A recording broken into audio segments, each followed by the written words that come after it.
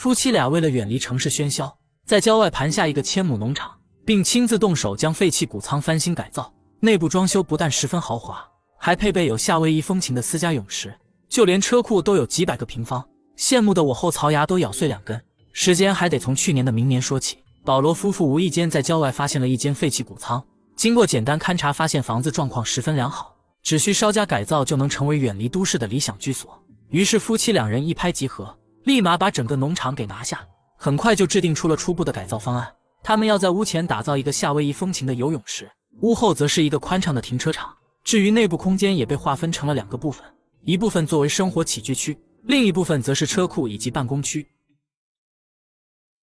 由於房子周邊的地形高低錯落，他們首先搖來挖掘機平整出停車場的區域，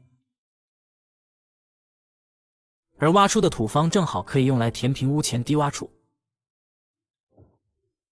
生活區的挑高十分的充足，如此一來就能將一部分進行隔層處理，其余部分則全部留作開放式客餐廳。為了防止停車場被雨水冲刷出现垮塌，他們沿着邊緣設置了鋼筋籠，然後往裡填充石塊，從而壘起一道堅固的擋土牆。谷倉的外牆斑駁脫落，為了提升房子的顏值，他們決定要將舊牆皮全部給鏟掉。仔細看可以發現，除了前面的幾個拱門是紅磚修砌之外，絕大部分的牆體其實都是有泥磚砌成，透氣性好卻極其容易受潮，牆根處經過常年的雨水冲刷已嚴重蘇減剝落。這些問題後續都需要逐一修補加固，屋頂瓦片大部分也已碎裂風化。為了徹底解決屋頂滲漏隱患，屋頂部分全部都要重新鋪設。不過由於整座房子的面積過大，只能分區域逐段拆除與更換。當然這些工作對於保羅夫婦而言有點難度，不過好在他們擁有超能力，屋頂的修繕工作進展十分的順利。谷倉的坑洞已經被逐一填補，但在地面上還是能非常明顯的看到修補痕跡。中間還有一個很深的地坑，保羅決定將其保留起來改造成地窖。於是他們往裡鋪設好通風的管道，然後便可以鋪設上塑料膜和鋼筋，重新澆築地窖的地板。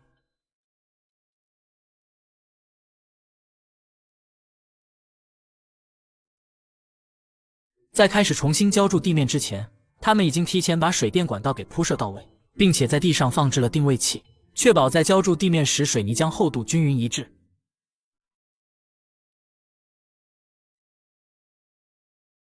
在等待地面凝固的間隙，保羅也並沒閒着，他在屋前開挖溝渠，給房子接通自來水管道，並順勢鋪設了院子內的灌溉系統，確保以後的花園能常年保持濕潤生機。為了使室內的採光和通風更佳，還要在牆上開鑿出多扇新窗戶。為了確保牆體的結構安全，每開鑿一扇窗都要先對牆體進行結構加固，必須要先把承重梁澆築到位，才能進行後續的開窗作業。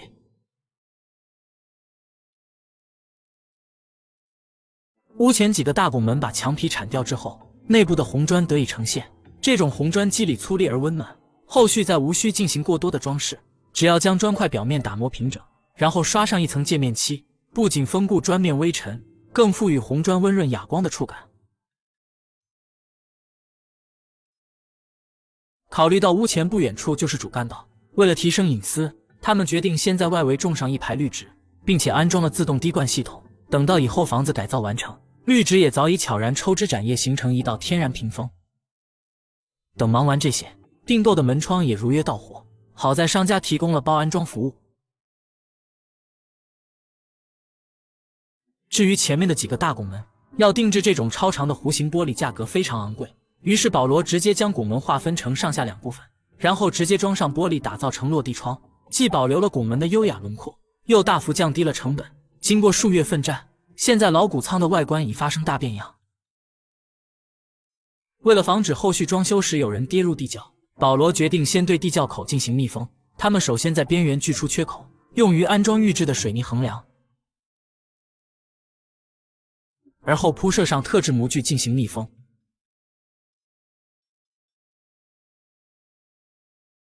接着就可以拿來混凝土进行澆築，仅預留出適合的尺寸作為地窖出入口。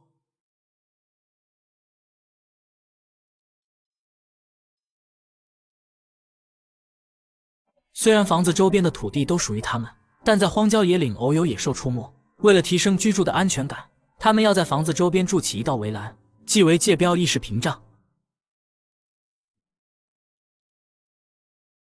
與此同時，工人們也已經將生活區的房間隔牆搭建完畢，接下來就可以開始室內的裝修工作。